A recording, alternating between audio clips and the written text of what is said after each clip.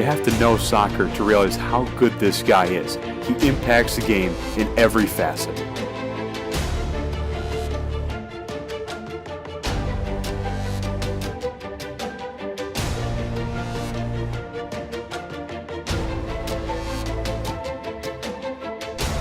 Looks like it's MacLeod who will take this, the graduate transfer from Notre Dame. Right foot over the wall, and it's in! Just out of the reach of a diving Rigas. MacLeod creating another chance. That has been a theme all season long. This is where Notre Dame has been at their best, on the foot of MacLeod.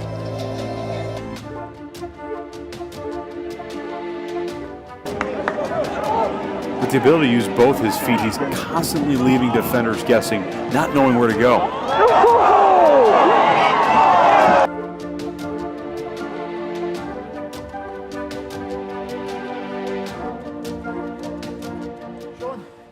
Fantastic to have you in at Standout over the time. How have you enjoyed your time here? It's been great. It's been a lot of hard work and really been good for the fitness. Guys are great as well.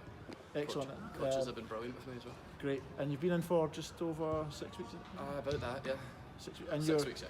Heading back to the States, I believe, next week? Yeah, I head back to the States on Wednesday, I think. And you're going to Pittsburgh, I believe? Yeah, I'm flying into Chicago, but yeah, we got to Pittsburgh. How do you think the experience of playing alongside and training alongside the pro guys back here has benefited you ahead of going back over? It was different, you know, coming from college where everyone's the same age, and when you're a senior, you're the oldest guy on the team, you're expected to be a leader, and then you come here and you're playing with, you know, guys who've been there and played at a very high level. So you go from being a leader to kind of learning again, which is always a good experience to keep learning. Absolutely. Tell us a little bit about your background prior to you going over to the States the first time round. So I first started out at Rangers Youth Academy when I was a kid. I was there 3-4 seasons, bounced around, went to Aberdeen for a couple of years, and then actually ended up in Stenhousemuir 15s and 17s, which was one of the best experiences in my youth. So in a way it's come back full circle a little bit? Yeah, Stenny's been a big part of my history, and it's been a great club for me. What got you thinking about going to the States? Well, mostly it was the education side, because football was a short career, no matter how good you are. So I really wanted to get an education while still playing, and the States offers a really good opportunity to do that. And I'd known that Bobby Clark was out there, ex-Scotland international goalkeeper. Family connection there as well. Yeah, he was the goalkeeper for the World Cup in 1978, and my grandfather was the coach for the World Cup in 1978. So that's how I knew about him. I gave him a ring. I didn't really know how smart I was in terms of schools, how good I was, because there's Division 1, 2 and 3. So I just phoned him up with some questions. Am I good enough to play D1? Am I smart enough to go to this school, that school? And he said, well, you know, I've never seen you play, so why don't you come over? They do camps in the summer there, which is a great opportunity to not just play in front of the coaches of whatever school you're at, but coaches from all round come. So it's a great showcase to play in front of all different types of coaches. And I went to the one at the University of Notre Dame, played in front of Coach Clark. He liked me, I liked him, fell in love with the university, and that's just kind of went from there. What was your first impressions of Notre Dame? I mean, it's one of the iconic, probably one of the largest sporting institutions in the States. Well, the year I was being recruited was the year they won the national championship. So for me, it was the top program that I could be going to. Obviously, Coach Clark's experience and history was a huge draw for any player who wants to go there. Was it good having a Scottish coach? It was good and bad. I felt like sometimes I was expected to do a wee bit more for him, but no, I loved them and I loved being there with all the boys. Like I said, it was a great school for me because it's a top 15 academic school, so it was a chance for a really good education alongside being a top 10 soccer program. What was your major? My major was film, television and theatre, with concentrations in film and television. So this will be a doddle for you then. In terms of your balance, work-life balance, if you want to call it that, between being a student and an athlete, that's one of the big questions that any kid looking to go across faces. How did you find that? It's a challenge, especially, like I said, being a really tough academic school that I chose, but I knew that going in. I studied really, really hard on my SATs to make sure I could get the scores that I needed to get in. which is a really important part of it, as well as working hard in school here to make sure you set yourself up. And then when I got there, it was just more hard work. But like I said, like Coach Clark used to always say, you're a student athlete, not an athlete student.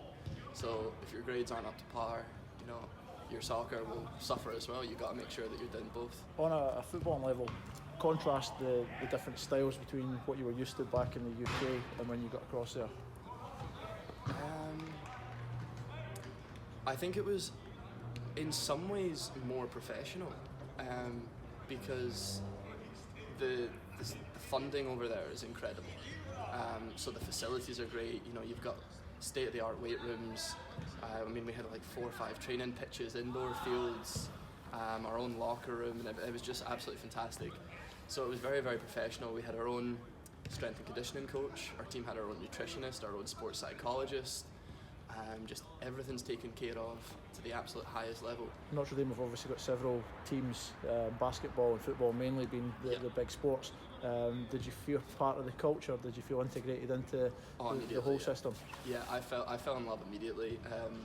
Obviously, football and basketball are the teams that really bring in the money and are maybe slightly prioritised, but I felt, at least where I was, that I was always treated just as well. So you're part of the student athlete family? Absolutely. The student athlete family it's at that school there's a lot of sports. So there's a lot of athletes to look after, but there's always events. All the teams go support all the other teams. It's a really close-knit community, which is great. Yeah, and the university campus is massive. Was it massive, hard to find your feet initially, and how did you overcome things like homesickness? And I never really was homesick. I know some boys who were. I was lucky enough that my parents were able to fly out a few times. Some guys aren't as lucky as that, but I felt like I was part of the team. The team is a family, so I always felt at home. And not just that, there's the biggest piece of advice I give to every freshman or young guy coming in, the first piece of advice I give is make friends off the team. I can't stress how massively important that is. I roomed with a guy who was not on the soccer team, and that was important for me because you train with the team, you travel with the team, you eat with the team, you study with the team. And sometimes, especially if you're having a bad week and you just had enough of soccer and you want to come home and not talk about it, a lot of guys choose to live with guys on the team. But for me, it was important to have an escape. And that connects you to the student body as well, doesn't it? It's great. So the good thing about the University of Notre Dame, and almost every school, is your freshman year, you're on campus. So you're forced to live in a dorm. Yeah. Most schools, it's random roommates, so you find yourself forced to meet new people. And the dorm life at Notre Dame in particular is really close. It's like each dorm's its own family. Yeah. So at Notre Dame, if you're an athlete, you have to stay on for 3 years. So you really do get to know the people. Absolutely. Coming back to the soccer, what was the highlights of your time there? Does anything particularly stick out? I know that you've probably got so many highs from it, but... And it's tough because I've got personal achievements I'm obviously proud of. I won an award that I'm proud of, and there's some goals that I scored that were great that I'll never forget. But now that I've been away from Notre Dame for about a year now, you realise that the 2-1 loss or the 2-1 win is not what you remember. Sure. It's the Sunday morning coming into the locker room after a hard workout, telling stories with the boys, playing video games, the bus journeys. It's everything kind of off the pitch that I'll remember, and that's the reason that we're close. I mean, yeah, I'm going to remember scoring against Duke, but it's not the same as the memories of, do you remember when you did that, or do you remember when you fell asleep on the mat? It's those are the things. And do you remember playing in front of the big crowds? Is that going to be a thing that you take away from it as well? I mean, I know you were flying to matches, there was a travel, got an opportunity to see a lot of the States, presumably. Yeah. I mean, these are all things that are rolled into being at a big school like Notre Dame. Yeah, I mean, it depends where you play and how far of a level you get to, but there were some games I played in front of 4,000 or 5,000. Yeah. And it's just a massive experience. Student bands playing drums and horns, and there was ones where there was a flare going off, and it's crazy, but it's people over there really are passionate to their school alum. It's your school, and they really are very proud of that at every school you go to. Which means you go there and they welcome you great, but it's also every away game's an away game. Absolutely. As a soccer player over there, what skill set would you say you would have brought back into this environment where it's professional and it's cutthroat? Obviously it's not as cutthroat at the university level because you're kind of guaranteed to be there for 4 years. And most freshmen don't play. It's a learning year, which you can end up adding on to a 5th year, which is actually what I did. It's not as cutthroat, I would say, but what you do learn is you kind of do go in there as a boy and come out as a man. And I think that's not just the soccer side, that's, you know, having to go to your classes on time, that's making sure you're eating right, it's taking care of all the wee things that's like really, really important. And I think 18 to 22 is a key age, whether you're playing at the professional level or at the university level.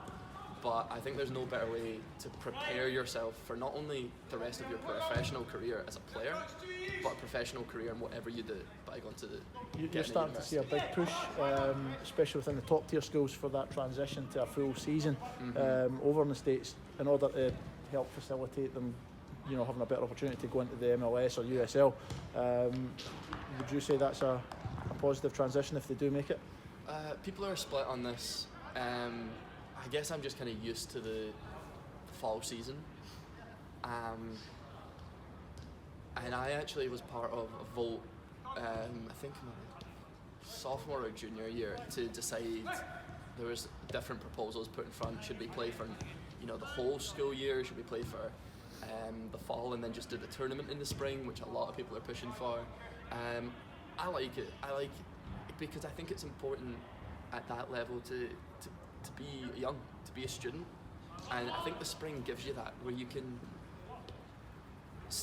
focus a little bit more. I used to take harder classes in the spring because I'm not traveling and playing, and you know you don't have games, so you can have a little bit more downtime and you can become a student almost. Become you know, a kid and grow up. And I think that's really, really important, especially at some of the very tough academic schools. Absolutely.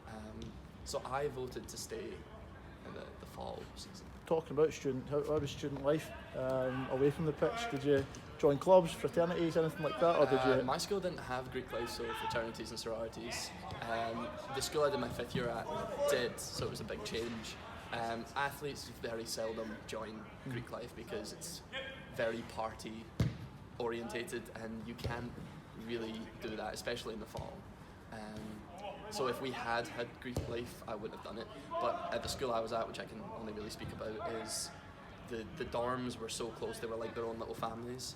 So I absolutely love student life. I love my major, I love the people in my major.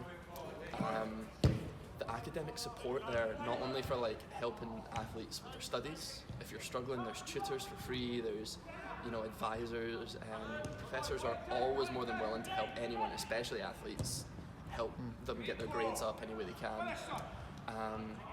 But a big part of it is just like the social aspect. There are clubs you can join. There's not a whole lot of time to do them.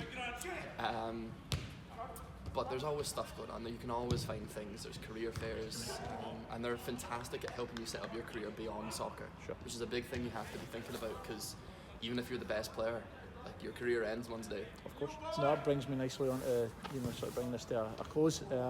What's your sort of mid to long-term goals in football, first of all, now that you've left and graduated and you're back here? Yeah.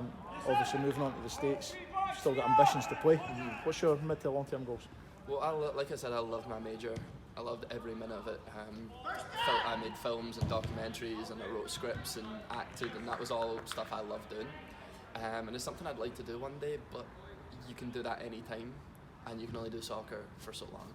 So I've decided at this point in my life to really focus on playing for a few years if I can, and mostly so I can get the experience to be a coach, which I've always thought I would be better at than a player, to be honest. Sometimes I feel like I understand the game better than I play it. So at the moment I'm focusing short-term goals, playing for a wee while, mid-term goals, perhaps get my coaching badges and transitioning there. But I think long-term I could see myself in the kind of film and television industry, because I just absolutely loved every minute of it. And the good thing about the American university system that we don't really have is there's more flexibility. So like, you're kind of forced to pick what you want to study in high school here and go straight into it. Whereas in the States, you can go there, you know, I know people who change their major 3, 4. Done MacLeod, for example, Exactly. So there's not really any pressure immediately to have to know what you want to do with the rest of your life. So, to bring it to a close, you're a smart young player back here, you're obviously talented at your football, it's maybe not going the direction you want. Is Sean MacLeod telling that young guy your opportunity could be in the States and grab it with 2 hands and go enjoy it? Yeah, so I'm really excited to go back, and hopefully that any opportunities I get out there, I can take. But I think the last 4 years have prepared me, last 5 years now, have prepared me for any opportunities in life on and off the field. So. Well, I truly wish you well. It's been a pleasure having you in at the club, and I hope you've enjoyed I'm very appreciative of closing. look, you guys let me come in and play. It's been great. So Absolutely. Well, all the best of luck in the future. Thank you. Pleasure. Cheers, Dave.